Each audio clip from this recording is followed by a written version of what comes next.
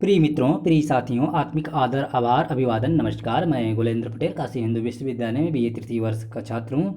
आज दिव्यांग एवं दृष्टिवादी विद्यार्थी सतियों के लिए स्त्री विमर्श का जो हम लोगों का प्रश्न है, स्त्री प्रश्न, उससे संबंधित जो सिलेबस में दिव्या उपन्यास लगाया गया है, उस उपन्यास पर हम लोग आज स्त्री लेखन की दृष्टि से चर्चा करने जा रहे हैं। ठीक, पुरुष रचनाकारों के साहित्य में स्त्री चित्र। ठीक, पुरुष रचनाकारों के साहित्य में स्त्री चित्र।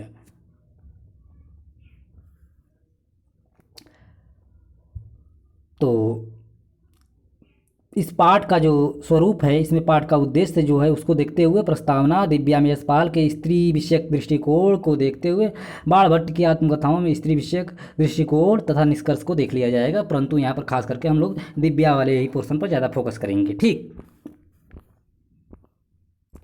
पाठ का उद्देश्य है, इस पाठ के अध्ययन के उपरांत आप यशपाल की स्त्रीवादी दृष्टिकोण समझ सकेंगे और आचार्य हजारी प्रसाद द्विवेदी का जो स्त्रीवादी दृष्टिकोण है उसे भी जान पाएंगे। दिव्या और बाण भट्ट की आत्मकथा उपन्यास में चित्रित स्त्री पात्र के माध्यम से उस समय के स्त्रियों की शिक्षा जान सकेंगे। ठीक, चलिए अब हम लोग सीधे भूमिका पर आते हैं। प्रस्तावना। झूठा सच के बाद दिव्या उपन्यास यशपाल की उत्कृष्ट रचना है, जहां एक पूरी परंपरा में वे स्त्री के अधीन बनाए जाने और उसकी अधीनता को परिपुष्ट करने वाले सामाजिक सांस्कृतिक मंतव्यों की बारीक पड़ताल करते हैं। यशपाल इतिहास को मनुष्य की अपनी परंपरा में आत्मविश्लेषण की जटिल एवं निरंतर प्रक्रिया मानते हैं। अतः दिव्या उपन्यास के संक्षिप्त फलक में इतिहास के बहाने रुग्ण वर्णाश्रम व्यवस्था का पुनरीक्षण तथा बौद्ध धर्म की संघीय व्यवस्था का विश्लेषण करने के साथ साथ आर्थिक वैचारिक रूप से आत्मनिर्भर स्त्री की मानसिक सामाजिक स्थिति का आकलन भी करते हैं। दिव्या में यशपाल के स्त्री विषयक दृष्टिकोण। दिव्या में यशपाल के स्त्री विषयक जो दृष्टिकोण है उसको यहाँ पर हम लोग देखेंगे। अब यशपाल की स्त्री दृष्टि को उनकी स्त्री विषयक मान्यताओं के आधार पर समझा जा सकता है। सर्वप्रथम अपनी रचनाओं के आधार पर वे विवाह संस्था के विरोधी प्रतीत होते हैं, क्योंकि इसे वे स्त्री की अस्मिता और स्वतंत्रता का हनन करने वाला घटक मानते हैं। स्त्री द्वारा मनवांछित पुरुष का वर्ण कर पाने की स्वतंत्रता अर्जित करना उनका प्रमुख लेखकी सरोकार है, जिसकी अनुगूंज दादा कामरेड की शैली में सुनी जा सकती है। तो प्रतिगुंज झूठा सच की कनक में पुरुष ही चुन सकता है, स्त्री नहीं चुन सकती। इसलिए दिव्या उपन्यास की नायिका दिव्या का सारा संघर्ष अंततः अपनी मानवीय अस्मिता की तलाश है, जिससे लेखक ने 3 चरणों में व्यक्त किया है। प्रथम, सामाजिक वर्जनाओं के बर्बक्स वैयक्तिक आकांक्षा पूर्ति का जोखिम भरा कदम उठाकर दिव्या पुरुष एवं समाज के हृदयहीन दंभ को परत दर परत खोलती चलती है। अपनी हताशा को सवाल बनाकर वह इस घिनौने सत्य को सामने लाती है कि स्त्री को देह मानने वाले समाज में स्त्री कहीं भी सुरक्षित नहीं है। भय किससे नहीं है। कठोर धीर, रुद्रधीर, कोमल, पृथुशैल, अभद्र, मारिस और माताल वृक नारी के लिए सब समान है। जो भोग्य बनने के लिए उत्पन्न हुई, उसके लिए अन्यत्र शरण कहाँ, उसे सब भोगेंगे ही। पृथुसेन को आत्मसमर्पण किया। भय किससे नहीं, क्या ताश से नहीं, महापितव्य से भय नहीं। वे मुझसे आर रुद्रधीर को देना चाहते हैं। मैं स्वेच्छा से पृथुसेन को आत्मसमर्पण किया। उसका फल यह अविवाहित मातृत्व है। दिव्या इस सांस्कृतिक प्रवंचना को भी भली भांति समझ गई कि मातृत्व सृष्टि की निरंतरता का संवर्धन करने वाली मानवीय गरिमा नहीं, स्त्री को परतंत्रता और पालतू बनाने का अनुष्ठान है, जहाँ पिता अर्थात मालिक का ठप्पा लगने पर वह वैध स्वीकार्य है, अन्यथा अवैध और तिरस्कृत। ठीक, पृथ्वीसेन की संतान होने से शाकुल के लिए सभी कुछ प्राप्त होता और उसकी दिव्या की संतान होने से शाकुल के लिए कुछ भी प्राप्त नहीं। वह जैसे पात्र से छलक गई जल की बूंद की भांति है। ठीक, छलक गई जल की बूंद की भांति है, जो केवल सूख कर समाप्त हो जाने के लिए ही है। ठीक, कुलीन कुलीन कुलीन ब्राह्मण कन्या दिव्या प्रेम में धोखा खाने और विवाह पूर्व गर्भवती हो जाने के कारण घर से भाग निकलने को बाध्य है। अभिजात परिवार में पली यह लड़की अपने और सद्य प्रसूत पुत्र शाकुल के जीवन रक्षण के लिए पहले दासी दारा बनने को विवश होती है। फिर वेश्या अंशुमाल दासी तथा वेश्या की परस्पर विरुद्ध भूमिका में उसने बार बार एक ही मूल्य सत्य का साक्षात्कार किया है कि स्त्री जीवन की पूर्ति नहीं, जीवन की पूर्ति का एक उपकरण और साधन मात्र है। कि नारी का कुल क्या है, उसे भोगने वाले पुरुष के कुल से नारी का कुल होता है। यह दिव्या का नहीं, स्वयं यशपाल का मोह भंग है। इसलिए संघर्ष के दूसरे चरण के प्रत्यक्ष करने के लिए उपन्यास की आंतरिक संरचना में यह सवाल निबद्ध किया गया कि स्वतंत्रता एवं आत्म निर्णय का अधिकार स्त्री पाए कहाँ से। क्या स्त्री पुरुष की सहयोग एवं सद्भावना पूर्ण समानांतर स्थिति परिवार एवं समाज संस्था की रक्षा कर पाएगी? यशपाल दिव्या के इस विश्लेषण से पूर्णतया सहमत हैं कि कुल वधु का सम्मान, कुल माता का आदर, कुल महादेवी का अधिकार आर्य पुरुष का प्रश्रय मात्र है। वह नारी का सम्मान नहीं, उसे भोग करने वाले पराक्रमी पुरुष का सम्मान है। आर्य अपने स्वत्व का त्याग करके ही नारी वह सम्मान प्राप्त कर सकती है। दिव्या आशान्वित है कि बौद्ध विहारों की जन तांत्रिक स्वत्व का त्याग करके ही नारी वह सम्मान प्राप्त कर सकी है। दिव्या आशान्वित है कि बौद्ध विहारों की जनतांत्रिक व्यवस्था स्त्री अर्थात मनुष्य होने के नाते उसके नागरिक अधिकारों की रक्षा करेगी, लेकिन वहाँ भी पुरुषवादी चरित्र और अहम का विस्तार पाकर वह स्तब्ध है। क्या इस सृष्टि में कहीं स्त्री मन का पुरुष नहीं, जो स्त्री की मानवीय अस्मिता में आस्था व्यक्त कर उसे अपना मित्र और सहचर समझे? देह नहीं। यशपाल की विशेषता है कि हताशा में भी वे जीवन के प्रति दिव्या की आस्था को भंग नहीं होने देते। प्रयत्न और चेष्टा जीवन का स्वभाव और गुण है। जीवन में एक समय प्रयत्न की सफलता मनुष्य का संपूर्ण जीवन नहीं है। स्पष्ट है कि असमर्थ स्वीकार करते हैं, अर्थात जीवन में प्रयत्नहीन होते चले जाने की प्रक्रिया में जीवन से उपराम हो जाने को वे अपने स्त्री पात्रों की नियति नहीं बनने दे सकते। ठीक, संघर्ष का तीसरा चरण स्त्री द्वारा आर्थिक, मानसिक और सामाजिक स्वतंत्रता अर्जित करने की चेष्टा है। ठीक, संघर्ष का जो तीसरा चरण है स्त्री द्वारा आर्थिक, मानसिक, सामाजिक स्वतंत्रता अर्जित करने की चेष्टा है। बौद्ध विहार द्वारा दिव्या को बता दिया जाता है कि अभिभावक की अनुमति के बिना उस जैसी लोकतांत्रिक व्यवस्था की पीड़िता स्त्री को शरण नहीं दे सकती। ठीक, उस बौद्ध धर्म की संस्था। ठीक, स्त्री निर्णय लेने के लिए स्वतंत्र नहीं, स्त्री निर्णय लेने के लिए स्वतंत्र नहीं। स्वतंत्र स्त्री का अर्थ है वेश्या बन जाना, स्वतंत्र स्त्री का अर्थ है वेश्या बन जाना। पुरुष उत्पीड़िता दिव्या हर तरह के अंकुश और वर्जना से मुक्ति चाहती है, इसलिए निर्णय लेती है कि वेश्या स्वतंत्र नारी है, वेश्या स्वतंत्र नारी है, वेश्या स्वतंत्र नारी है। मैं वेश्या बनूंगी, मैं वेश्या बनूंगी, मैं वेश्या बनूंगी। दिव्या का वेश्या अंशु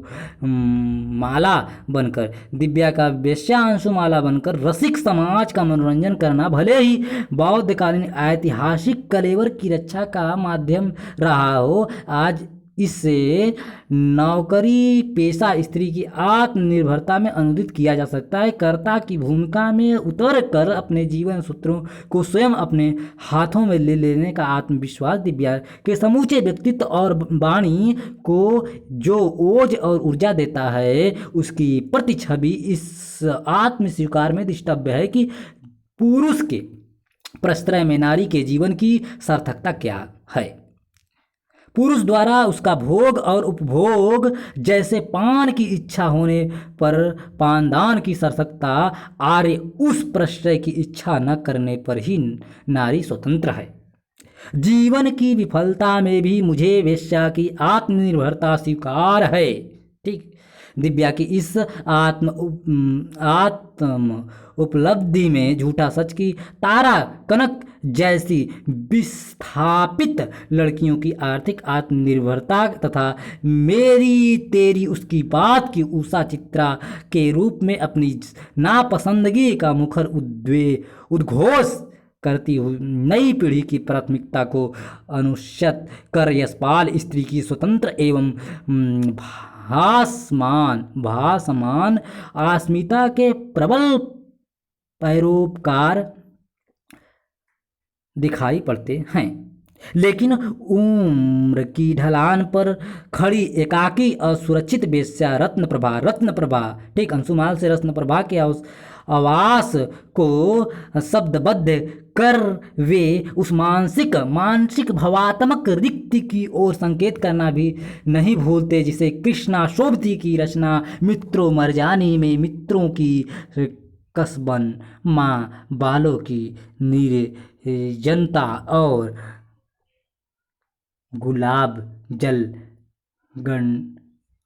गणेरियाँ की धंधों की अतृप्त तृषा में प्रतीकित किया है। जीवन के प्रवाह में कटने दिए जाने की पीड़ा रुग्ण मनोवृत्ति के साथ मिलकर कुंठा और वैचारिक संकीर्णता की जिस फलस को तैयार करेगी, उसे लेकर क्या भविष्य में सुनहरे सपने बुनना संभव है। मुक्ति की आकांक्षा की दृष्टि से दिव्या के आत्मसंघर्ष का चौथा चरण है स्त्री पुरुष संबंध की सैद्धांतिकी प्रस्तुत करना। इस दृष्टि से उपन्यास के अंतिम पृष्ठ में दिव्या मारिस संवाद स्त्री विमर्श की परंपरा में ऐतिहासिक महत्व रखता है, जहां आचार्य की गरिमा से मंडित रुद्रधीर बौद्ध संघ में दीक्षित पराक्रमी पृथुसेन तथा अपनी ही संकल्पनाओं के अनुरूप वर्जनाहीन जीवन जीने वाला मारिस तीनों दिव्या से परिणय योजना करते हैं। अपने अपने समाज एवं संघ की व्यवस्था में बधे रुद्रधीर और पृथुसेन के पास दिव्या की वैयक्तिकता को सुरक्षित रखने का कोई उपाय अथवा आश्वासन नहीं है। मारिस के पास वह भी गारंटी रूप में नहीं। प्रयोग के स्तर पर आदान प्रदान की प्रक्रिया में जो सतत विकसनशील एवं लोचशील होने के कारण व्यक्तित्व को समृद्धतर करती है, अपनी शुद्धता तथा सीमा के स्वीकार के बीच क्षणभंगुर जीवन में अमरत्व का प्रसार करने का संकल्प मारिस के दृढ़ गयात्मक व्यक्तित्व को बहियामी ऊर्जस्विता देता है, जिसके समक्ष संवेदना एवं आत्मसम्मान जैसी मनोवृत्तियां नतशीर हैं। 2 और 2 4 की ईमानदारी में पगा मारिस का निवेदन समक्ष संवेदना एवं आत्मसम्मान जैसी मनोवृत्ति नतशीर हैं। 2 और 4 की ईमानदारी में पगा मारिस का निवेदन उद्धरणीय है। देखिए वो कहता है मारिस, संसार के सुख दुख अनुभव करता है, अनुभूति और विचार ही उसकी शक्ति है। उस अनुभूति का ही आदान प्रदान वह देवी से कर सकता है। वह संसार के धूल धूसरित मार्ग का पथिक है। उस मार्ग पर देवी के नारित्व की कामना में वह अपना पुरुषत्व अर्पण करता है। वह आश्रय का आदान प्रदान करना चाहता है। वह नश्वर जीवन में संतोष की अनुभूति दे सकता है, संतति की परंपरा के रूप में मानव की अमरता दे सकता है। ठीक ठीक इसी स्थल पर मृदुला गर्ग के उपन्यास कठगुलाब का स्मरण हो आना परिवार और संतान के प्रति स्त्री पुरुष दोनों के अनुराग और लग को दुगुने बल से रेखांकित करना, जहाँ अस्मिता नर्मदा असीमा तमाम प्रवंचिता स्त्रियां मारियान की ही बात दोहरा रही हैं कि मैं एक बच्चा पालना चाहती हूँ। अपनी आँखों के सामने अपने पर निर्भय बच्चे को आत्मनिर्भर बनते देखना चाहती हूँ। उसे आत्मनिर्भर बनाने में इन्वेस्ट करना चाहती हूँ। मैं पालना पोषना सहेजना संवारना चाहती हूँ। साथ ही द्रष्टव्य है कि विपिन अपने शिशु में स्वयं को प्रस्थापित कर सृजन की परंपरा को अक्षुण्ण रखना चाहता है। मारिस के आश्वासन में सृजन के लिए उपेक्षित दोनों गुण तरलता और ऊष्मा मौजूद हैं, लेकिन मृदुला गर्ग के रूप में आज का स्त्री लेखन उन सृजन के लिए अपेक्षित दोनों गुण तरलता और ऊष्मा मौजूद हैं, लेकिन मृदुला गर्ग के रूप में आज का स्त्री लेखन उन स्थितियों की भी गहरी था लेने में सक्षम है, जहां दोनों के अनुपात में अपेक्षित संतुलन के बिगड़ते ही सृजन की संभावनाएं समेट कर बंजर हो जाने को कटिबद्ध है। स्त्री कर्ता और नेता मात्र पुरुष नहीं, एक दूसरे के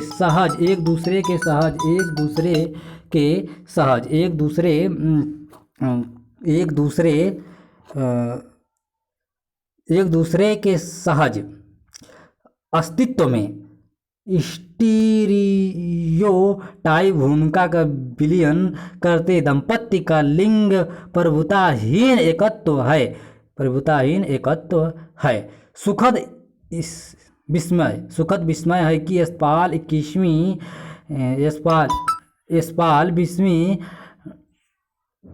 सदी की